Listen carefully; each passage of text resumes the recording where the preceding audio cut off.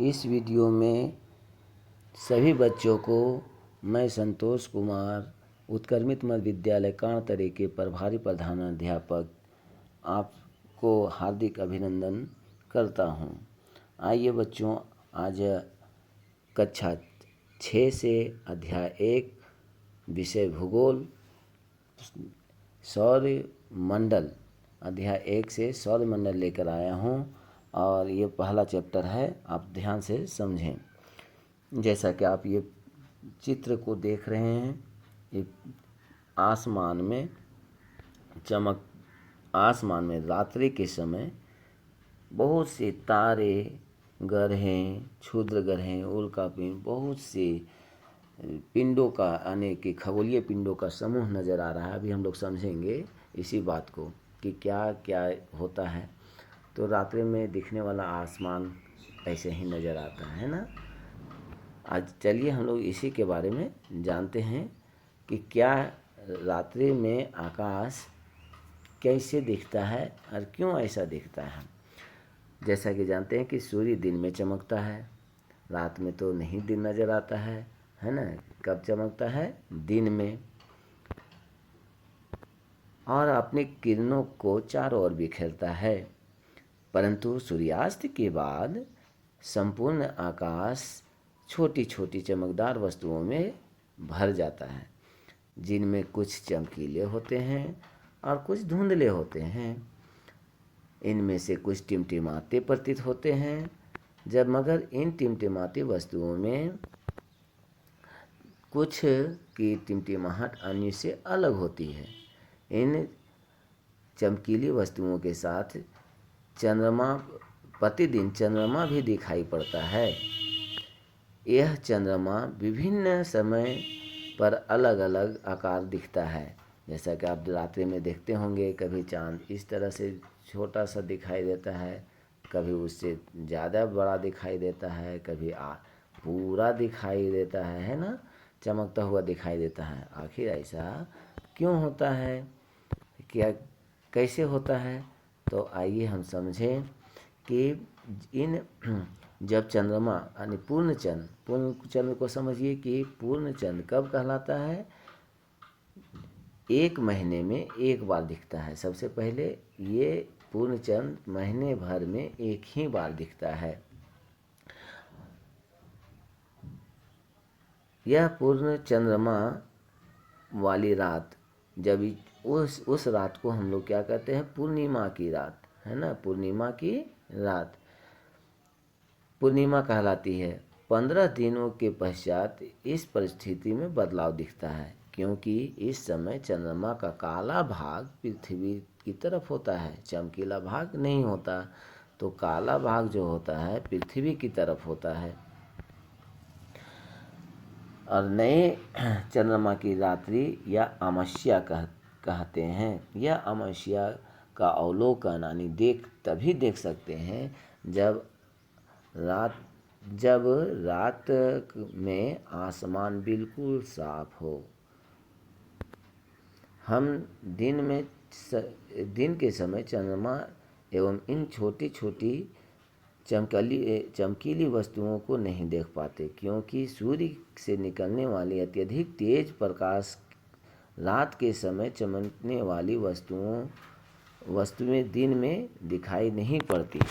क्योंकि सूर्य का प्रकाश तो हम जानते हैं कि तेज होता है, चमकदार अधिक होता है, जिसके कारण इस सूर्य के प्रकाश से निकलने वाली जो रोशनी होती हैं, किरणें होती हैं, वो वस्तुओं पर पड़ते हैं तो वो वस्तुएं चमकदार हो जाती हैं, और शेष जो पहले से होते हैं वे जिनका प्रकाश नहीं होता है वे सभी छिप जाते हैं, जिनका प्रकाश कम होता है। आइए हम इसको एक प्रैक्टिकल से समझेंगे कि कैसे, आखिर क्यों ये नहीं दिखाई देता है सूर्यास्त के पश्चात।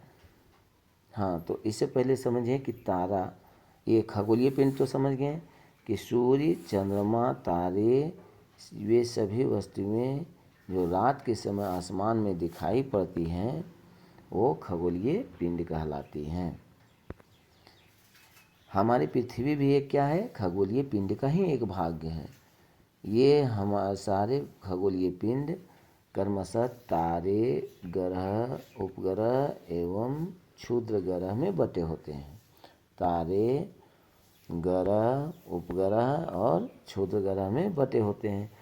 कुछ खगोलीय पिंड बड़े आकार के होते हैं, जो बड़े आकार के साथ साथ गर्म भी होते हैं। क्या होते हैं? गर्म। ये गैसों के बने होते हैं। किस चीज़ का? गैस का। इनके पास अपनी ऊष्मा और प्रकाश होते हैं जिसे वे उत्सर्जित करते हैं। इन खगोलीय पिंडों को तारा कहते हैं।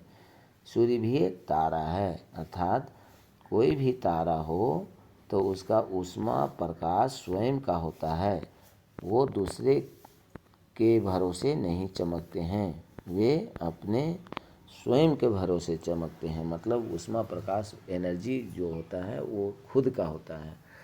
सूर्यास्त के पश्चात रात के समय चमकते हुए अनगिनत तारे सूर्य के समान ही हैं। ये तारा बहुत अधिक दूर होने के कारण अत्यंत छोटे छोटे दिखाई पड़ते हैं तथा हम लोग उसकी ऊष्मा तक प्रकाश का अक्सर महसूस नहीं करते। क्यों नहीं महसूस करते हैं?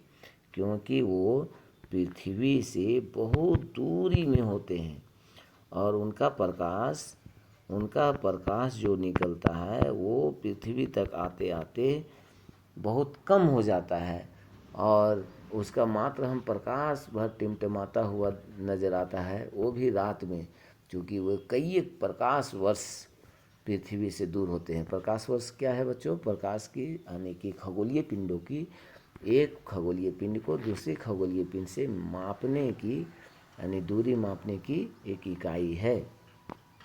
और प्रकाश वर्ष से भी बड़ा होता है पारसेक।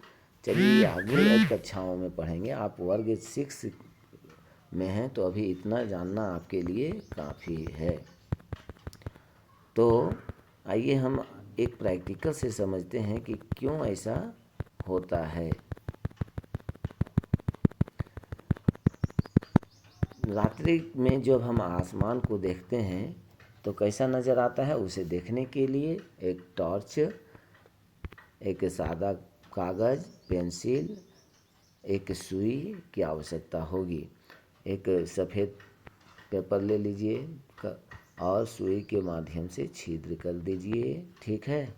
और टॉर्च का जो अगला भाग होता है जिसमें कांच होता है और इस छिद्र जो बनाए हैं वो गोलीय कटिंग करके और शीशे में यानी कांच में चिपका दीजिए और अपने कमरे को जो कमरे में स्विच लगा हुआ है बिजली का उसको ऑफ करके इसको जलाइए, है ना। तो वैसा ही नज़र आएगा जैसे आसमान में हम लोग देखते हैं।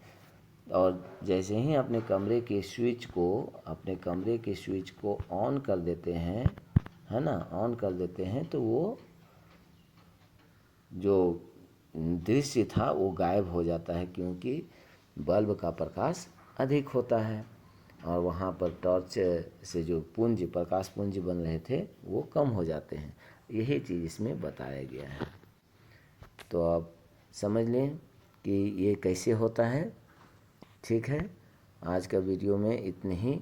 नेक्स्ट में हम तारे और ग्रहों के बारे में डिटेल से जानेंगे, है ना।